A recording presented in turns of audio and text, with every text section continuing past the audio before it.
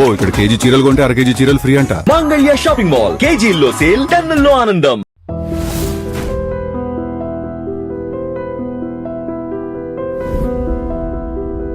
రమగారు, ఇది నా ప్రశ్న ఏంటంటే, పెళ్ళికి ముందు ప్రేమ అనేది కనపడుతుంది.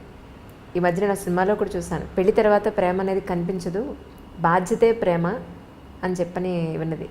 ఆ మాట నన్ను నిజంగా చాలా చాలా ఆలోచింపచేసింది. ఏంటంటే, పెళ్ళయింది, ఒక అమ్మాయికి కొత్తగా అప్పుడే పెళ్ళయింది అనుకుందాం. ఆ హస్బెండ్ నుంచి జనరల్గా ఒక కామన్ అమ్మాయి ఏం ఎక్స్పెక్ట్ చేస్తుంది? సాయంత్రం వచ్చినప్పుడు తనతో చక్కగా ప్రేమగా మాట్లాడాలనో, ప్రశాంతంగా దగ్గర తీసుకోవాలనో, కాసిన పువ్వులు తీసుకురావాలనో, ఇద్దరు కలిసి గుడికి వెళ్ళాలనో, ఇద్దరే కలిసి ఏకాంతంగా ఉండాలనో, ఇవి ఎక్స్పెక్ట్ చేస్తుంది. కానీ రాను ఏదో సినిమాలో లేదా మన ప్రోగ్రాంలో కొత్తగా పెళ్ళైన ఆ బులబాటం, ఆ మోజు 1 year ఉంటుంది, ఆ తర్వాత అంతా ఇలాగే ఉంటుంది అన్నట్టుగా ఇక ఆ తర్వాత అంతా బాధ్యతలే కనపడుతూ ఉంటాయి. మళ్ళీ అలాంటి ప్రేమ కనిపించదా అంటే అప్పుడు ప్రేమ లేనట్ట, లేకపోతే పెళ్ళైన తర్వాత ప్రేమ కనపడదా? మీ ఉద్దేశ ప్రకారం ఏమిటి? మీరు 80s ప్రేమ కథలు అడుగుతున్నారు, లేటెస్ట్ కాదు ఇది. వాళ్ళదంటే నువ్వు ఇంకా అక్కడే ఉండిపోయావు. నిజం. ఇంకా పువ్వులు తెస్తాడు పెట్టుకునేందుకు, ఏ పిల్ల జడేసుకుంటుందో చెప్పండి? ఒకటి ఆ జడేసుకోదు, ఉద్యోగం చేస్తుంది. ఒకటి గుడిలోకి వెళ్దాము అనగానే వాడి పిచ్చివాడిలా తోస్తాడు అమ్మాయికి. మీరేం అనుకోకండి, ఇలా ఇప్పుడు జరిగే సంగతి అదే. గుడికి గోపురానికి ఉండదు, వీళ్ళు మాల్స్కి వెళ్తారు, సినిమాలకు వెళ్తారు, కలిసి సినిమాలకు వెళ్ళే పిల్లలు జంటలు, ఇద్దరు కలిసి ఒకటే సినిమా, ఏదో ఫేవరెట్ సినిమా పెట్టుకుని చూసే జంటలు కోకొల్లలుగా కనపడుతున్నారు. ఒకళ్ళు క్యాబ్ బుక్ చేస్తారు, ఇంకొకళ్ళు సినిమా టికెట్లు బుక్ చేస్తారు. మీకు ప్రేమలు లేవు అని అనుకోవటానికి వీల్లేదు. పైగా ప్రేమ అంటే ఏమిటి? ఇలా మారిపోయిందా? మారలేదా మరి? అంటే ప్రేమ ఆ రూపంలో లేదు, వేరే రూపంలో ఉంది. అంటే మీరు అనుకునే రూపం, మీరు సినిమాటిక్ 80s సినిమా కథే చెప్తున్నారు మీరు. మీ క్వశ్చనే 80 క్వశ్చన్. ఎవరు చేస్తున్నారు? సరే, ఇప్పుడు ప్రేమలు ఎలా ఉన్నాయి? ఇప్పుడు ప్రేమలు అంటే, ఇప్పుడు మీరు ఒక కుర్రాడు అర్లీగా ఇంటికి రావటం అనేది ఈ రోజుల్లో సాధ్యపడే సంగతి కాదు. వాడి గవర్నమెంట్ జాబ్ ఉండి, గవర్నమెంట్ ఉద్యోగము, పబ్లిక్ సెక్టర్ అంటే ఇప్పుడు అక్కడి నుంచి రావాలి కదా. ఇప్పుడు రకరకాల సాఫ్ట్వేర్ ఉద్యోగాలు, రకరకాల హోటల్స్లోవి, లేకపోతే హోటల్ మేనేజ్మెంట్వి, ఈ ఉద్యోగాలు వాళ్ళందరి టైమింగ్స్ రాత్రి 9 తర్వాతే కదా. సాయంకాలం 5:30, 6 గంటలకి ఇంటికి వస్తాడు అనుకుందాం ఒక అబ్బాయి. అమ్మాయి ఏం పని పడదు, ఏదో ఇంట్లో కూర్చున్న అమ్మాయిలు ఉన్నారా ఇప్పుడు? ఏదో ఒక చిన్నదో పొన్నదో ఉద్యోగం చేయాలనుకుంటుంది. అది చచ్చినో దేవుడా అన్నట్టు వస్తుంది. అప్పుడు వీడు చేతులేసి దగ్గర తీసుకుంటానంటే, చచ్చి వచ్చాను ఏమిటి నువ్వు చేతులు వేస్తావు అనరు? అవును అంటారా? అనరా? డెఫినెట్, ఖచ్చితంగా అంటారు. అవును కదా. ఇప్పుడు ఈ 80 ప్రేమ కహాని ఇప్పుడైతే నడవదు. అవును. ఇప్పుడు మనకు నడిచేది ఏమిటంటే, వీళ్ళిద్దరూ కొట్టుకు చావకుండా ఉండటమే ప్రేమ, అంతే. ఈ కొట్టుకు చావకుండా ఉండాలంటే, నీ ఉద్యోగం టైమింగ్స్ వేరు, నా ఉద్యోగం టైమింగ్స్ వేరు. మీ ఆఫీస్లో హాయిగా ఉంటుంది, మా ఆఫీస్లో కాల్చుకు తింటున్నారు, ఇలాంటి పాయింట్లు. లేదా నీకు ఉద్యోగం, నీకు ఒక 15,000 జీతం పెరిగింది, నాకు 10,000 పెరిగింది, అలాంటి విషయాల మీద పోట్లాడుకోకుండా ఉండి, వీళ్ళు పేరెంట్స్ని ఎంతసేపు మధ్యలోకి తీసుకొచ్చి మీరు పెళ్లి చేశారు. ఇది ఇప్పుడు లవ్ మ్యారేజ్ అయితే వేరే కదా అనుకోండి. ఇప్పుడు అరేంజ్డ్ మ్యారేజ్ అయితే అమ్మ నాన్న చేరుతుంటారు కదా మధ్యలో, వాళ్ళని ఎంతసేపు ఏమంటారు, పంచాయతీలకు పిలవకుండా ఉంటే దాన్నే ప్రేమ అనుకోవాలి ప్రస్తుతం. ఏ పంచాయతీ లేదంటే వాళ్ళు ప్రేమగా ఉన్నట్టు. మీకు ప్రేమ అంటే ఇబ్బంది పెట్టకుండా ఉండటము ప్రేమ, అంతేగాని సినిమా చూపించటమో, బయటికి తీసుకెళ్ళటమో, ఏదైనా తినిపించటమో దాన్ని పూర్తి స్థాయి ప్రేమగా అనుకోవటం మనకి వీల్లేదు. ఇప్పుడు ఇబ్బంది పెట్టకూడదు, సతాయించకూడదు, ఎంతో కొంత హెల్ప్ఫుల్గా ఉండటం, దాన్నే ఈ రోజుల నాటికి ప్రేమని అనుకోవాలనిపిస్తుంది నాకు. ఇప్పుడు అమ్మాయి ఏదో ప్రెగ్నెన్సీ, ఆఫీస్కి వెళ్తుంది, ఎట్లా కష్టపడి వెళ్తుంది, దానికి కొంచెం హెల్ప్ చేయటం, కొంచెం పని చేయటం. ఆ అమ్మాయి వచ్చేసరికి పనులు పేర్చి ఉంచకుండా కొంత పని అయినా చేసి కూర్చోబెట్టి వీడే సరుకులు కొనుక్కొచ్చి అవన్నీ చేయక్కర్లేదు, కొంత హెల్ప్ చేస్తే చాలు. మనం ఎలా తెలుసుకుంటున్నామంటే, అడ్వర్టైజ్మెంట్స్లో కూడా అవే కనిపిస్తాయి. అమ్మాయి కాళ్ళు చాపుకొని కూర్చుంటే మొగుడు ఇల్లు వాకిలి తుడుస్తూ కనిపిస్తాడు. అది చూసి వీళ్ళు నువ్వు అలా తుడవట్లేదు అంటే ఎవరు తుడుస్తారు? ఎక్కడైనా జరుగుతుందా అట్లా? ఎక్కడా జరగదు. నువ్వు ఒళ్ళంచకుండా కాళ్ళు చాపు కూర్చుంటే నీకు నార్మల్ డెలివరీ ఎలా అవుతుంది? నువ్వు పిల్లడికి పాలిచ్చి ఎలా పెంచుకుంటావు? నువ్వు 4 పనులు చేసుకుంటేనే బాగుంటుంది. పనులు 4 చేసుకుంటే అన్ని రకాల పనులు చేసి, నువ్వు చెయ్యలేని పనికి అతని సహాయం తీసుకోవాలి. చేయగలిగే పనులకి సహాయం తీసుకుని కాళ్ళు చాపు కూర్చోవాలంటే ఏం పద్ధతులు అవి? దాన్ని ప్రేమ అని అనడానికి వీల్లేదు, ఓవరాక్షన్ అని. అంత ఓవరాక్షన్ చేయక్కర్లేదు. ఇబ్బంది పెట్టకుండా ఉండటమే ప్రేమ అని నేను భావిస్తాను. స్టవ్ మీద పాలు పెట్టాం, పాలు పొంగుతున్నాయని హాల్లో నుంచి చెప్పకూడదు. అప్పుడేదో పని చేసుకుంటుంటే మగవాడు వెళ్ళి స్టవ్ ఆపాడండి, అది ప్రేమ. లైట్ ఫ్యాన్ వదిలేసావు అని అనకుండా వీళ్ళు అటు నుంచి వస్తూ లైట్ ఫ్యాన్ వదిలేసి చాలామంది ఏం చేస్తారంటే అక్కడ చూసి వచ్చి హాల్లోకి వచ్చేసి ఆ గదిలో లైట్ ఫ్యాన్ ఎవరి కోసం తిరుగుతున్నాయి అని అడుగుతారు. అవును కదా, దాన్ని ప్రేమ అనరు. ఆపేసి ఫ్యాన్ వదిలేసి వస్తున్నావు, కరెంట్ వేస్ట్ అని క్లాస్ తీయచ్చు, దీని ప్రేమ అనిపించుకుంటుంది. కొంచెం క్లాస్ తీసే ప్రేమ అవును, పర్వాలేదు. ప్రైవేట్ క్లాసులు తీసే ప్రేమలు కూడా కొన్ని ఉంటాయి. నువ్వు అన్నీ ఇలాగే చేస్తున్నావు ఈ మధ్య అని వాళ్ళు ఆ పని చేసేసి చెప్పడం. ఇప్పుడు ఇది కూడా చేయకుండా ఏమీ చేయకుండా ఉంటే మాత్రం దాన్ని ప్రేమ అంటానికి వీల్లేదు. ఇంత మాత్రం ప్రేమని ఈ రోజుల్లో ఎక్స్పెక్ట్ చేయొచ్చు. అంతేగాని సినిమాటిక్గా సాయంకాలం అయ్యేసరికల్లా వచ్చేసి మనకు పనులు చేసి పెట్టేసి మన బయటికి తీసుకెళ్ళేసి వాడు ఎంత చచ్చిపోతున్నారు. ఇవాళ రేపు ఉద్యోగాల్లో ఎంత స్ట్రగుల్ అవుతున్నారు. ఉద్యోగాల్లో పోటీ, ట్రాఫిక్లో హడావిడి, ఎంత బాధపడుతున్నారో. పైగా ఎంతసేపు నెల తిరిగేసరికి వచ్చేసే ఈఎంఐలు, ఈ లోన్లు, క్రెడిట్ కార్డులు, అవన్నీ మన వెసులుబాటు కోసం ప్రతి వస్తువు పదునైన కత్తే కదా. క్రెడిట్ కార్డు ఎంత సంతోషంగా ఉండేదో కొత్తల్లో. అది కట్టేటప్పుడు రక్తాశ్రువులు వస్తాయి, రక్తకన్నీరే, మనకి దుఃఖం వస్తుంది. బాబోయ్ ఇదంతా కట్టాల్సి వస్తుంది. వాడుకుని గీసేసేటప్పుడు గొప్ప సరదాగా ఉంటుంది. మా వాళ్ళని ఎత్తుపట్టు ఏమన్నా ఆల్రెడీ మీకు అనుభవం ఉన్నట్టుంది అదిగో కదా. ఇవన్నీ పదునైన కత్తులు ప్రతిదీను. ఈ కత్తుల్ని హ్యాండిల్ చేయటమే కష్టం. ఇప్పుడు మగవాడు ఒకడు ఉద్యోగం చేసి ఆడవాళ్ళు ఇంట్లో కూర్చుంటుంటే వీళ్ళకి ఏమనిపిస్తుంది, శని ఆదివారాలు సెలవులు రాగానే వీడు మనని బాగా తిప్పేయాలి, అక్కడికి తీసుకెళ్ళాలి, ఇక్కడికి తీసుకెళ్ళాలంటే ఈ 5 రోజులు చచ్చి ఉండి పైగా ఈ వర్క్ అంతా శనివారం రాత్రి లోపల సోమవారం పొద్దుటికి అది రిపోర్ట్ అందించేసేయాల్సిన ఉద్యోగాలు ఉంటాయి. వాడు ఏం సరదా పడతాడు పాపం. వాళ్ళు ఎలా సరదా పడగలుగుతారు? ఫ్రీగా ఉండటానికి వాళ్ళకి పెద్దగా అవకాశం లేదు. అసలు మన ఉద్యోగ వ్యవస్థే పరమ దౌర్భాగ్యంగా ఉంది. ఇప్పుడు వర్కింగ్ అవర్స్ బాగుండట్లేదు కదా, వర్క్ కల్చర్లు బాగుండట్లా. వాడు స్ట్రెస్ ఫీల్ అవుతుంటాడు. వాళ్ళు ఏమనుకుంటారు, మగవాళ్ళు ఏమనుకుంటారు, వీళ్ళు మనల్ని రిలాక్స్ చేయాలి, ఆడవాళ్ళ వల్ల రిలాక్సేషన్ రావాలంటే. ఇప్పుడు నేను సినిమాటిక్ మంత్రదండం, ఇది కూడా 80s 70sలో హీరోయిన్లు ఎన్ని కష్టాలైన పడి ఇంటికి వచ్చేసరికల్లా చక్కగా శుభ్రమైన ఇల్లు, తెల్లటి పక్కలు, మల్లె పువ్వులు లాంటి మంచాలు, ఇలాంటివి చాలా చదివేవాళ్ళం చిన్నప్పుడు. అలా మంత్రదండం లాగా చేయటము ఆడవాళ్ళ వల్ల కాదు. సో 70s 80s ప్రేమ కథలు, అప్పట్లో ఉండే ప్రేమలు మనం తెలుసుకున్నవి. మన ఇళ్లలో మనం చూసే మహాంజలి, మీరు ఆలోచించి చూడండి. 80sలో మన అమ్మ నాన్న, 80sలో మనం చిన్నపిల్లలం కదా, మన అమ్మ నాన్న, మన అక్క బావ, మన మామయ్య, మన అత్తయ్య, పోనీ బాబాయ్ పిన్ని, ఇలా సినిమాటిక్గా ఉన్నారా? ఆలోచించి చూడండి. లేరు. అప్పుడు బాధ్యతలు, పనులు విపరీతంగా, పనే పాట. ఇప్పుడు మనకి ఏమీ లేవు పనులు. మగవాళ్ళకి పనులు తక్కువే, ఆడవాళ్ళకి పనులు తక్కువే. మనకి విపరీతంగా ఉన్నది డ్రైవింగ్, పొల్యూషన్, స్ట్రెస్, ప్రతిదానికి అవే హెచ్చుగా ఉన్నాయి. మరి ఇప్పుడు అప్పట్లో బాధ్యతల వల్ల ప్రేమలు తక్కువగా ఉండేవి, సినిమాటిక్ ప్రేమలు లేవు. ఇప్పుడు స్ట్రెస్ వల్ల సినిమాటిక్ ప్రేమలు తక్కువగా ఉంటున్నాయి. మనం స్ట్రెస్సే ఎక్కువ తీసుకుంటున్నాం. ఇప్పుడు శని ఆదివారాలు ఉన్నాయనుకుందాం మన దగ్గర, పోనీ ఒక ఆదివారం ఉంది, దాన్ని సగం చేసుకోవడానికి ట్రై చేయండి. మనం ప్రేమని కొంచెం సినిమాటిక్గా సాధించగలుగుతాం. సగం చేసుకోవడం, పొద్దున పూట బయట తిరిగి, లేదా ఇప్పుడు బఫే బ్రేక్ఫాస్ట్లు అవి కనపడుతుంటాయి ఊళ్ళల్లో, సిటీలో ఉన్నాయి, టౌన్స్లో కూడా ఉన్నాయిలేండి. విజయవాడ, గుడివాడ కూడా ఏం తీసుకోలేదు హైదరాబాద్ కంటే. అవి ఆదిలాబాద్లో లేదు కానీ మన నిజామాబాద్ అలాంటి ఊళ్ళల్లో కూడా ఉన్నాయి. పగలు మధ్యాహ్నం దాకా మీరు ఎంజాయ్ చేద్దాం, ఎక్కడికైనా వెళ్దాం, ఎవరింటికైనా వెళ్దాం, గుడికి గోపురానికి వెళ్దాం, సాధ్యమైనంత ప్రేమగా ప్రవర్తించడానికి ట్రై చేసి మధ్యాహ్నం నుంచి మగవాళ్ళని వాళ్ళ వర్క్ వాళ్ళని చేసుకొని ఇస్తే అటే కొట్లాడుకోకుండా మనం కొంత ప్రేమ కథని సాధించగలుగుతాం. ఎంతో కొంత. ఇది కష్టం, చాలా కష్టం అండి, నిజం. పని పూర్తి చేసేసుకోండి, తర్వాత నేను బజార్ వెళ్దాము అని పాతకాలపు హీరోయిన్లలాగా మనము చెప్పలేకపోతాం. రుసరుసలాడుతూ ధుమధుమలాడుతూ ఉంటాం. వారం నుంచి చూస్తాను, నువ్వు ఎప్పుడు పని పెట్టుకుంటావు, దిక్కుమాలిన ఆఫీసు. అయితే అదే దిక్కుమాలిన ఆఫీసు మనకి అన్నాన్ని, పువ్వుల్ని, వీటిని ఇస్తుందని మనం అనేటప్పుడు మనకు గుర్తురాదు. న్యాచురల్ కదా. నేను చెప్పలేదా, నోరు పదునుగా ఉంటుందని, నాలిక బహుపదునైనది. అది ఏమంటుందో దానికే తెలియదు ఒక్కొక్కసారి. ఏమంటున్నామో మనకు అర్థం కాదు కదా. ఉద్వేగం వచ్చేస్తుంటుంది లోపల నుంచి. ఆ వచ్చే ఇరిటేషన్ తోటి మనం ఏదో ఒకటి మాట్లాడతాం. అవన్నీ రేపొద్దున ఆయుధాలుగా మన మీదే సంధించబడతాయి.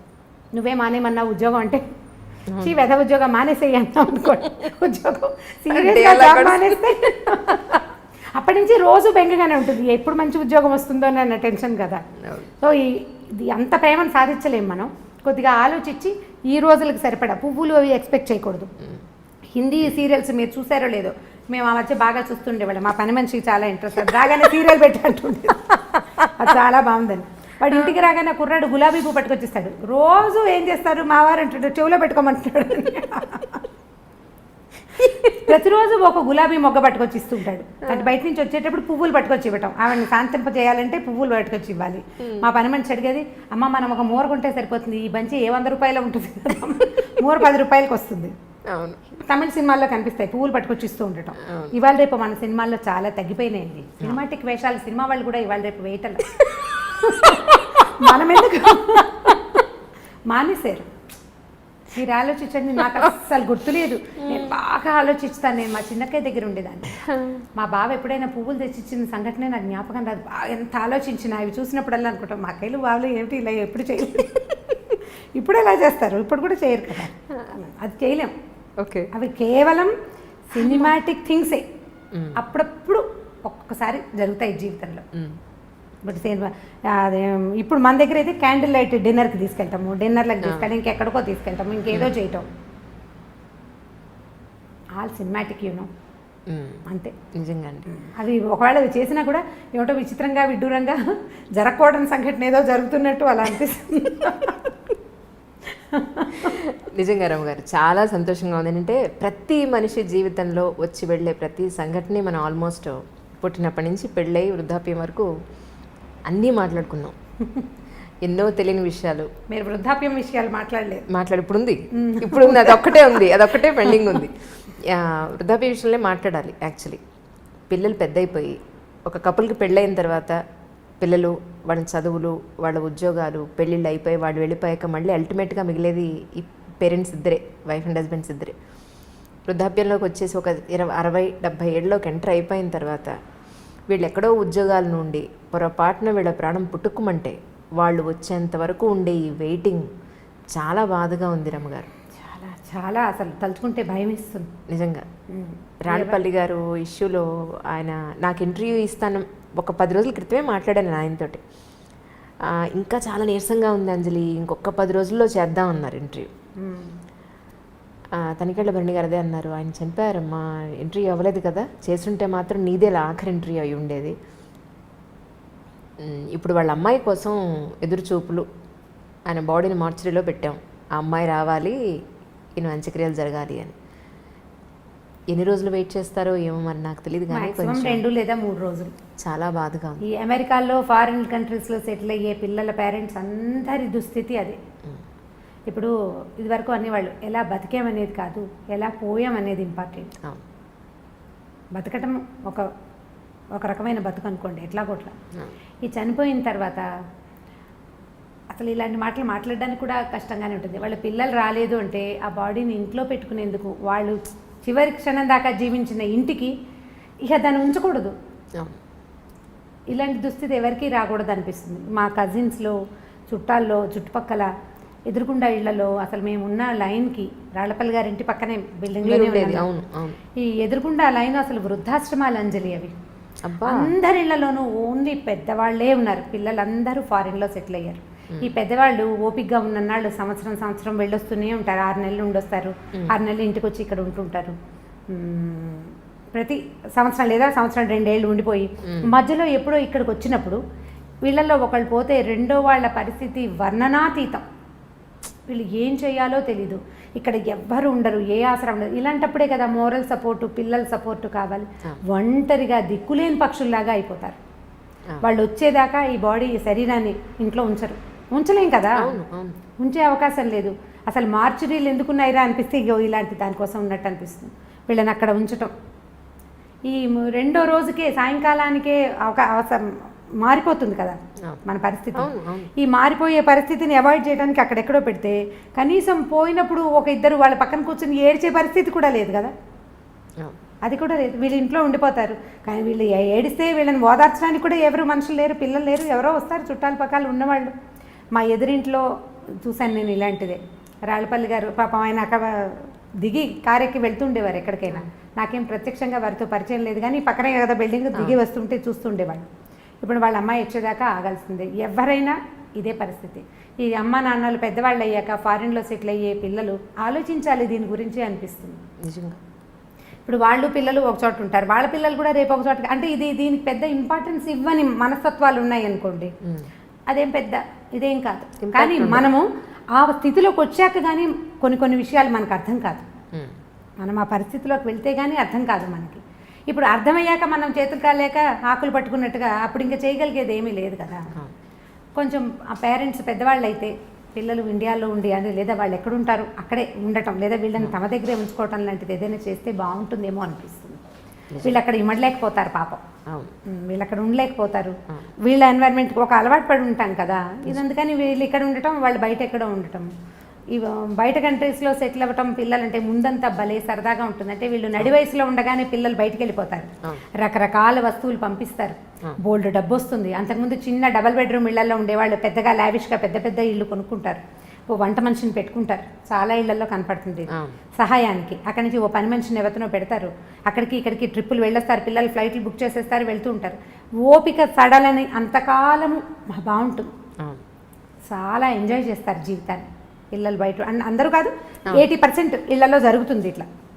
కొన్ని ఎక్సెంట్రీస్ ఏవో చిత్రమైన కేసులు జరుగుతాయి, అసలు పట్టించుకొని కొడుకులు ఉన్న వాళ్ళు కూడా కనిపిస్తుంటారు. కానీ లోక సహజంగా జరిగేది.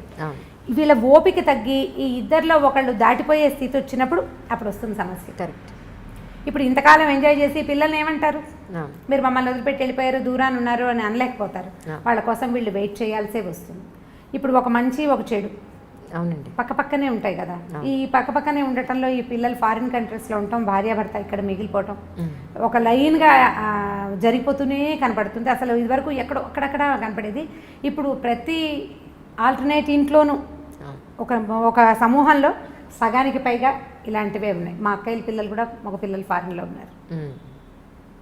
మా పరిస్థితులు కూడా అదే. కొన్నాళ్ళు పోయాక మేము కూడా అదే లైన్లోకి వెళ్తామని అనిపిస్తుంటుంది. మా అక్కయ్యలు పెద్దవాళ్ళు కొంచెం చాదస్తంగా కాస్త ధోరణిగా బిహేవ్ చేస్తే ఓ 10 ఏళ్ళు పోయాక నేను కూడా ఇంతేనేమో అనిపిస్తుంది. 10 ఏళ్ళు అలాగే అవుతాం కదా. ఇప్పుడు మీరు పై వాళ్ళని చూసే అవకాశం లేకపోతే చాలా నేర్చుకోలేము అంజలి. మన ముందు తరాన్ని ఫ్రీక్వెంట్గా చూసే అవకాశం ఉంటే మనం జీవితాన్ని చాలా తెలుసుకోగలుగుతాం, చాలా నేర్చుకుంటాం, ఎక్కువ తెలుస్తుంది. ఇప్పుడు నాకు ఎక్కువ తెలియటానికి కారణం నా ముందున్న తరాలన్నీ నాకు క్లోజ్గా ఉండటమే. నాకు అదొక అదృష్టమే.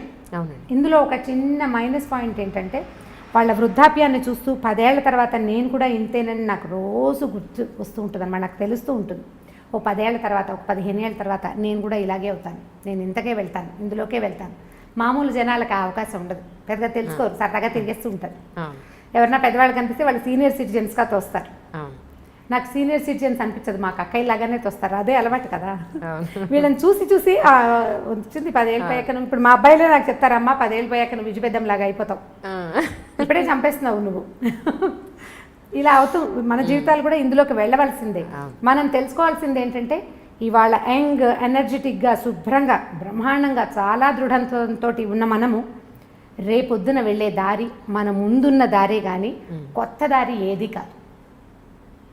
అసలు సృష్టిలో కొత్తది లేదు,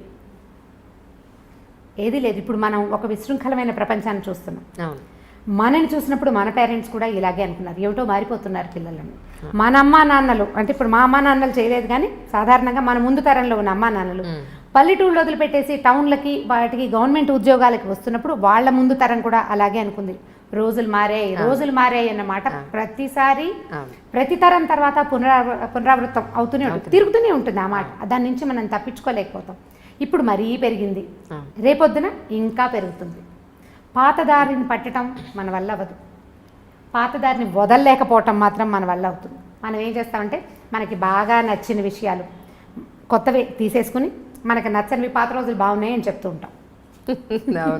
మనకి ఏది ఇష్టం లేదో ఇదివరకు మేము అలా చేసేవాళ్ళం కాదంటాం, కానీ మనం ఇదివరకు చేయనివి చాలా చాలా చాలా చాలా చాలా చాలా మన జీవితంలో దూరం చేసుకున్న లోపలికి వచ్చేసినాయి అంతే. తలంటి పోసుకోవటం దగ్గర నుంచి ఎక్కడున్నాయి అసలు కుంకుడుకాయలు ఎక్కడున్నాయి చెప్పండి. ప్రతిదీ మన తిండి, మన బట్టలు, మన అలవాట్లు, మన విధానాలు, మన ఇళ్ళు, మన వాకిళ్ళు, ప్రతి విషయం పండగ వచ్చినప్పుడు మనకి సీరియస్గా గుర్తొస్తుంది, ఈ పండగ నాడు మా ఇదేదో చెయ్యాలి అని. ఆ ఒకరోజు తర్వాత మర్చిపోతాం. కొంతమందికి పండగలు కూడా గుర్తురావు. పండగ ఇప్పుడు బాగా గుర్తు ఎలా వస్తుంటే టీవీలలో హోరెత్తిపోతూ ఉంటాయి కాబట్టి పండగలు గుర్తొస్తాయి. అవి బాగా ఉపయోగపడుతున్నాయి, ఆ విషయంలో మాత్రం బాగా ఉపయోగిస్తున్నాయి. ఇది మంచిగా చెడు అంటే మంచి చెడు కూడా అన్ని పదునైన కత్తులే కదా, ప్రతిదీ పదునైన కత్తే. ప్రతి దాన్ని మనం జాగ్రత్తగా వాడుకోవాల్సిందే. అంతే. This is Lavanya Tripathi. నేను మీ Sai Tarun Tej. This is Niharika Konidala. And don't forget to subscribe to iDream. Please subscribe to iDream Media. Please subscribe iDream Media. Do subscribe to iDream. Subscribe to iDream Media. Please subscribe iDream. Do subscribe to iDream Media. Don't forget to subscribe. Click on the button below. Please do subscribe to iDream. Don't forget to subscribe to iDream.